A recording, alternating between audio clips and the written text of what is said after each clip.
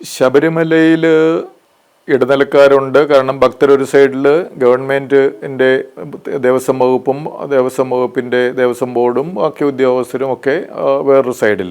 പക്ഷേ അടുത്ത കാലത്ത് നമ്മൾ കാണുന്നത് ഈ ഇടനിലക്കാരുടെ ഒരു ബാഹുല്യം കാരണം അവരെ തീർച്ചയായിട്ടും ഭക്തർ അവളെ വളർത്തേണ്ട കാര്യമൊന്നുമില്ല. കാരണം ഭക്തർ ഒന്നെങ്കിൽ ശബരിമലയ്ക്കൊന്നും കൊടുക്കാതിരുന്നാൽ മതിയല്ലോ. അവിടെ ചെല്ലുമ്പോൾ സ്വർണം കൊടുക്കുന്നില്ല, അല്ലെങ്കിൽ രത്നങ്ങൾ കൊടുക്കുന്നില്ല, അല്ലെങ്കിൽ പണം നൽകുന്നില്ല എന്നുണ്ട്, അത് അവരുടെ ഇഷ്ടമാണ്. ഒന്നും നൽകണമെന്ന് ആരും നിർബന്ധിക്കുന്നില്ല. ആരും അവരുടെ ഇഷ്ടപ്രകാരം കൊടുക്കുന്നതാണ്. അപ്പോൾ ഭക്തർ അതിൻ്റെ അകത്ത് റോളില്ല.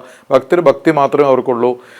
അപ്പോൾ മറ്റേ സൈഡിലുള്ള സ്റ്റേറ്റ് ഏജൻസിയാണ് തീർച്ചയായിട്ടും ഇടനിലക്കാരുടെ ആവശ്യം അവർക്കാണ്. കാരണം ഈ എന്തെങ്കിലും മോഷിച്ചുകൊണ്ട് പോകണമെങ്കിൽ ആൾ വേണമല്ലോ, ഇടയ്ക്കുള്ള ആളാണല്ലോ ഇടനില നിൽക്കുന്ന ആൾ.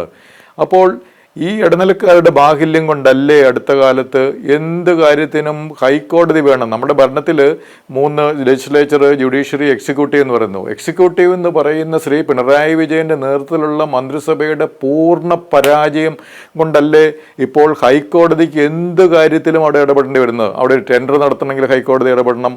അവിടുത്തെ മേൽശാന്തിയെ നിയമിക്കണം. അതിൻ്റെ ഒരു ഇൻ്റർവ്യൂ നടത്താൻ പോലും ഒരു ഹൈക്കോടതി ഇടപെട്ട് അതിനൊരു ജഡ്ജിയെ നിരീക്ഷകനായിട്ട് വെക്കുകയും ആ ഒരു ഇൻ്റർവ്യൂ നടന്നു കഴിഞ്ഞാൽ മുദ്രവെച്ച കവറിൽ ഹൈക്കോടതി അറിയിക്കണം. അതിനുശേഷം കോടതി തീരുമാനിക്കുമെന്ന് പറയുന്നു. അപ്പോൾ എക്സിക്യൂട്ടീവ് പൂർണ്ണമായിട്ട് പരാജയമാണ് എന്നുള്ളതിൻ്റെ ഒരു ലക്ഷണമാണ് ഹൈക്കോടതി തന്നെ എക്സിക്യൂട്ടീവ് കാര്യങ്ങളിൽ ഇടപെടേണ്ടി വരുന്നത്. അതായത് ഇൻ്റർവ്യൂ നടത്തുന്ന എക്സിക്യൂട്ടീവ് കാര്യമാണ്. അതിൽ തന്നെ ഹൈക്കോടതി ഇടപെടേണ്ടി വരുന്ന എക്സിക്യൂട്ടീവ് പൂർണ്ണ പരാജയം. അതിനകത്ത് ഒരു സുതാര്യതയില്ല, അഴിമതി മാത്രമാണ് അവർക്ക് അറിയത്തുള്ളൂ ഇപ്പോഴത്തെ എക്സിക്യൂട്ടീവിന് എന്നുള്ളതാണ് അതിൻ്റെ കാര്യം.